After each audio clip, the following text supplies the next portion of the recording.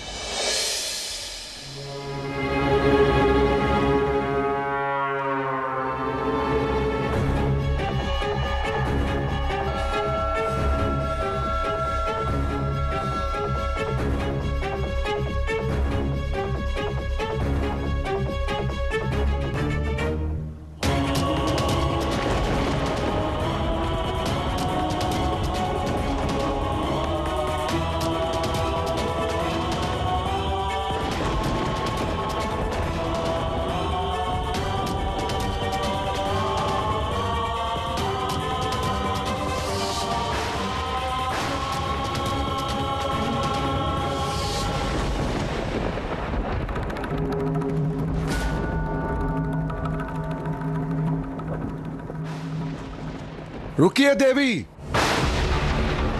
आपका वहां जाना उचित नहीं होगा। क्यों उचित नहीं होगा?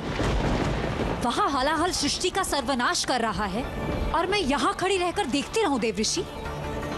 क्या ये उचित होगा? और वैसे भी बहुत हुआ मेरा संचय। अब सती को शिव का पूरा सत्य जानना ही होगा। आशा करती हूं आप मुझे रोकेंगे नहीं। दाक्षायणी, तुम कहां जा रही हो?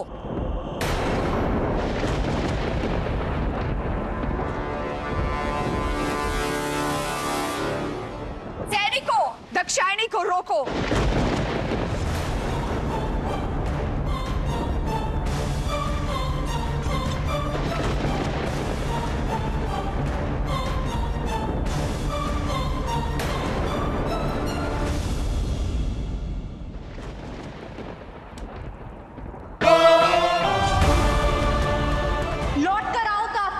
स्वीकार होगा मां। ना छिप कर जा रही हूं, ना बिना बताए। आशा करती हूं इस बार अपने आदेश में नहीं बांधेंगी आप।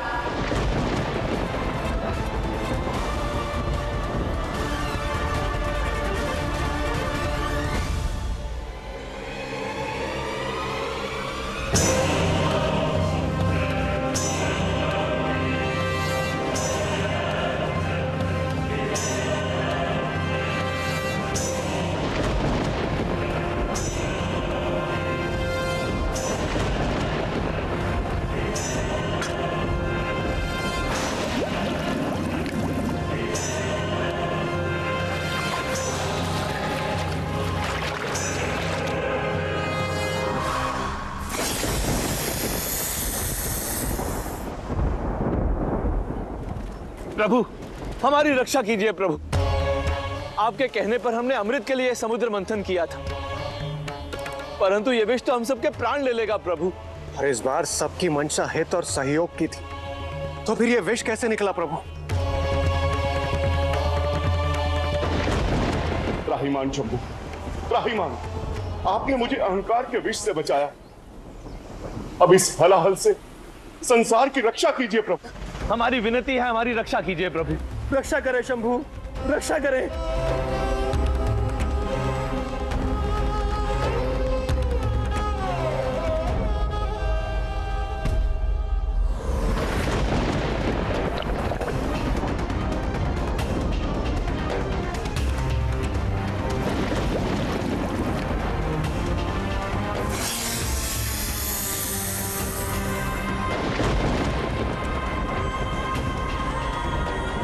इसे मैं भी संतुलित नहीं कर पा रहा हूं प्रभु।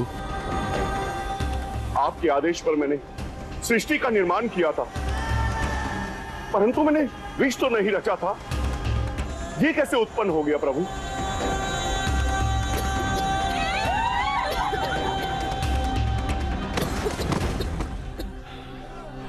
कहीं देखते ही देखते ये समस्त संसार शमशान में न बदल जाए प्रभु। यही तो आपके इन तथाकथित प्रभु की इच्छा है।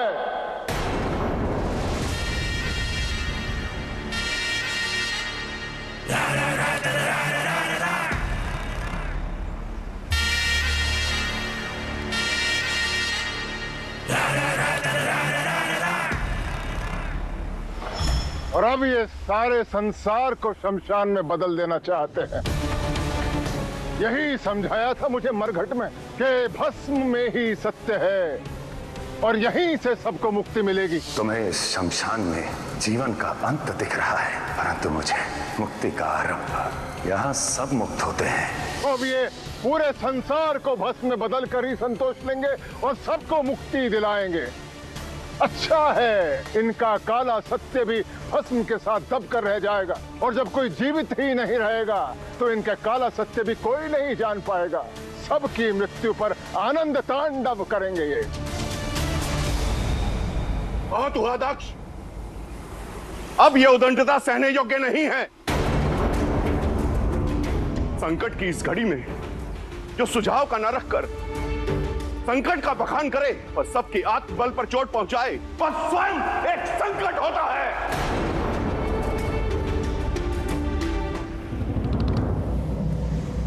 इतना भी नहीं समझे दक्ष, जो सृष्टि के सूत्र हैं वो इसे काल के गर्भ में जाते देख भला क्यों प्रसन्न होंगे? हाँ, तो समुद्र के गर्भ से काल को बाहर निकालने का सुझाव किसने दिया था? इन्हीं ने ना। मुझे तो नहीं लगता कि ये सृष्टि करता है, केवल श्रेय ले लिया है रचनाकार का। बस ये मत भूलो तुम किस पर आरोप लगा रहे हैं। अपनी मर्यादा में रहो दक्ष। आराध्य, मुझे मर्यादा का पाठ पढ़ाने से कहीं ज्यादा आवश्यक है शिव से प्रश्न पूछना कि क्या हल है इनके पास। परम पिता का शीश काट दिया तो क्या हलाहल का ताप काटने की क्षमता है? मेरा श्राप काट दिया तो क्या इस आपदा से निमटने की क्षमता है? नवजात मृत शिशु के 49 मारूद बना दिए तो क्या कोटि कोटि जनता को जीवित करने की क्षमता है? है कोई उत्तर? बताइए शिव।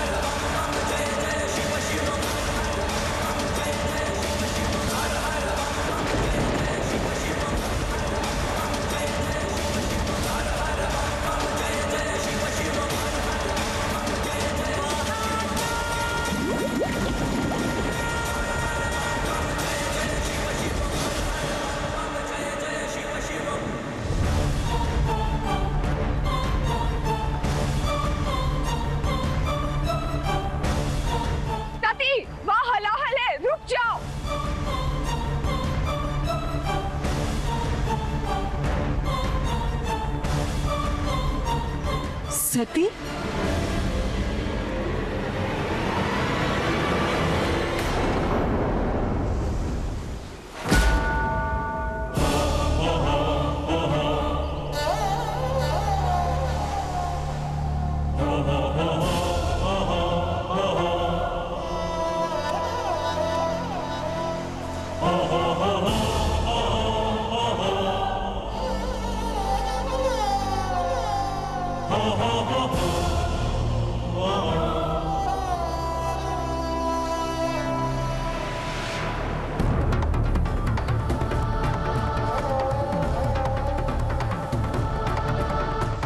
आप यहीं रहिए, आगे जाना संकटकारी हो सकता है। किसी को आगे जाने की अनुमति नहीं है।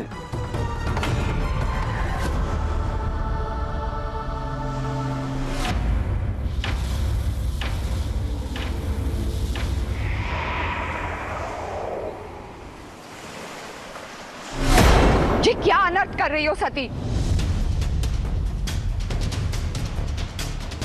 अपने आंखों पे लगे भ्रम के पर्दे को हटाओ और समझो, तुम्हारे पिताश्री के प्रश्नों का कोई उत्तर नहीं है शिव के पास, इसीलिए वो दूर जा रहा है। सत्य को मानो सती।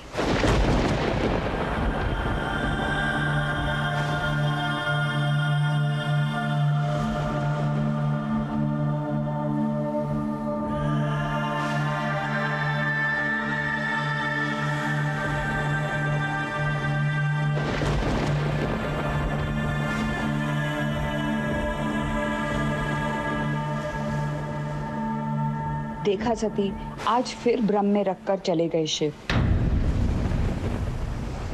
भ्रम की पट्टी तो हट रही है माँ। विष के घुमड़ते बादल मेरे मन के संचय के बादलों को काट रहे हैं।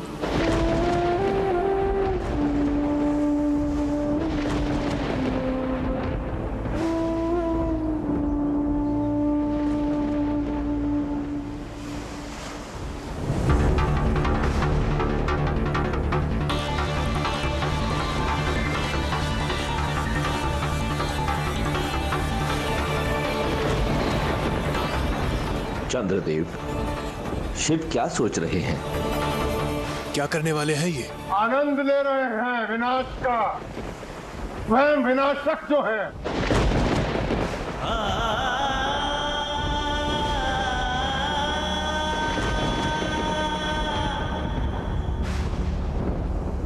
परमपिता, आप तो सृष्टि के रचयिता हैं। आप कुछ क्यों नहीं करते?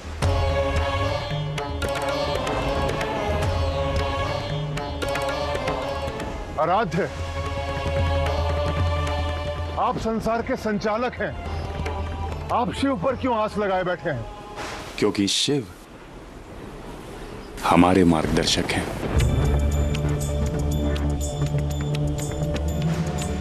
यह कैसे मार्गदर्शक हैं जिनके बताए मार्ग पर चलकर सृष्टि अपने अंत पर पहुंच गई है और अब स्वयं न जाने कहां चल दिए हैं?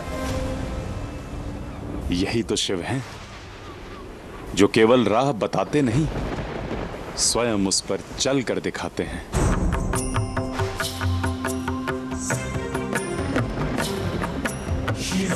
ठीक से देखो दक्ष, शिव क्यों बढ़ रहे हैं हलाहल की ओर? जिस हलाहल की गंध मात्र ने इस समस्त संसार में हाहाकार मचा दिया है, शिव उसके निकट क्यों है?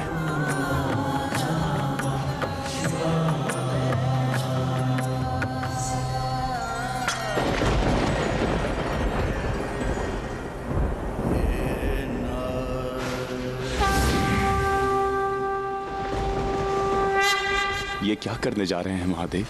कुछ विषयों को पिया नहीं जाता नारायण, उनको ग्रहण करके उनका हल किया जाता है।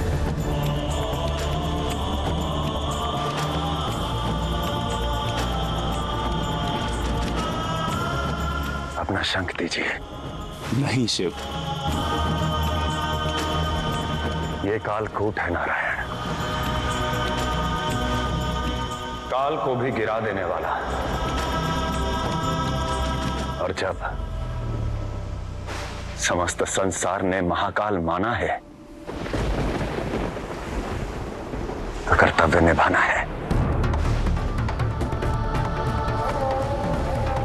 अनर्थ हो जाएगा शिव, अनर्थ हो जाएगा। यदि इस हलाहल ने आप पर अपना प्रभाव डाल दिया तो? मैं नहीं जानता कि यह विष क्या करेगा, परंतु संसार को जिनसे अपेक्षा होती है वो परिस्थितियों की उपेक्षा नहीं रख सकते।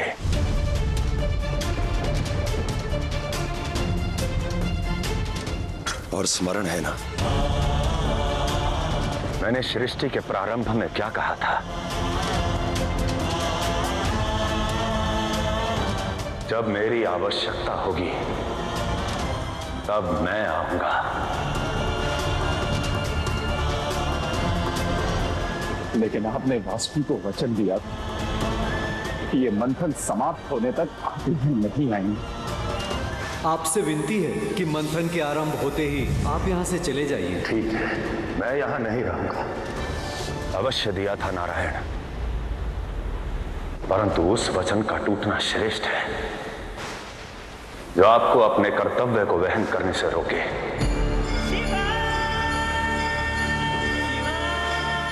और स्मरण है ना, जब उद्देश्य पुकारेगा तब मैं आऊंगा। आज जो उद्देश्य सामने है, जो कर्तव्य है, वो केवल मेरा है। और जिसके रहते निर्दोष शव बन जाएं। वो शिव नहीं,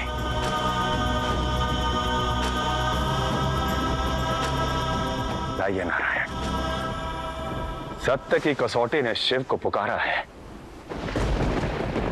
लीजिए।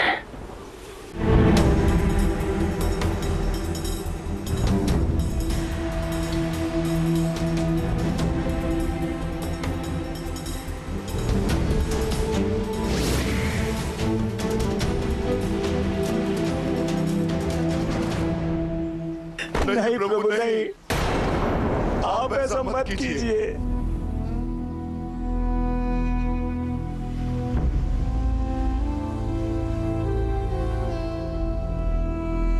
प्रभु ये मत करिए,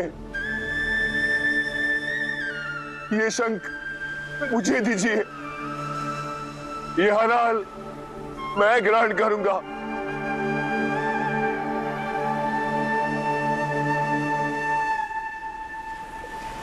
नहीं नंदी, ये युद्ध तुम्हारा नहीं है। परंतु प्रभु मैं आपका कवच हूं।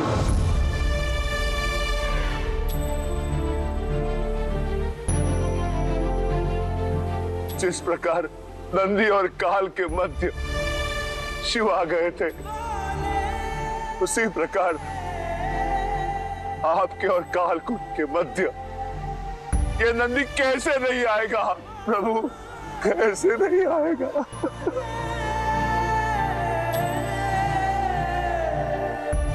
नंदी, तुम्हारा समर्पण सर्वश्रेष्ठ रहा है, किंतु आज कर्तव्य अर्पण का वेला है।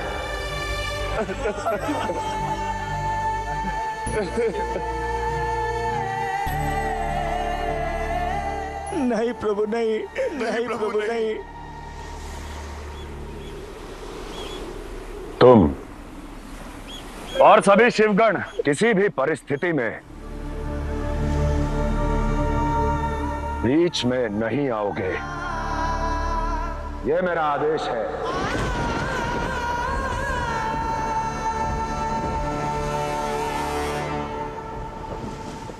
लाइए। संसार के लिए तप किया है और आज आप भी त्याग कर रहे हैं, क्या कारण है प्रभु?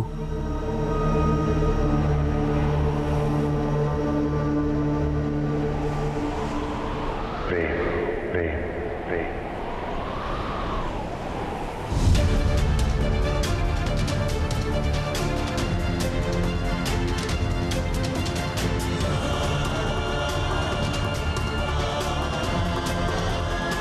जो नेतृत्व करता है उससे सबको प्रेम होता है, परंतु जो प्रेम पाता है उसके साथ कर्तव्य जुड़ जाता है।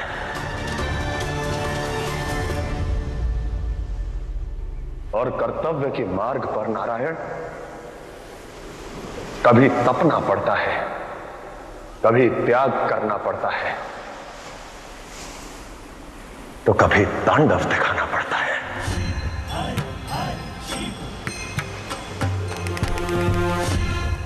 कभी मार्ग दिखाना पड़ता है तो कभी मार्ग बनाना पड़ता है, कभी बाण बनना पड़ता है तो कभी कवच। और ये मैं अपनी महानता या अपने पक्ष को सिद्ध करने के लिए नहीं कर रहा,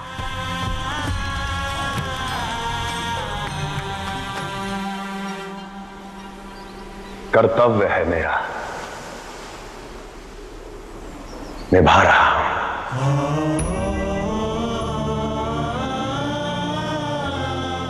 लीजिए नारायण।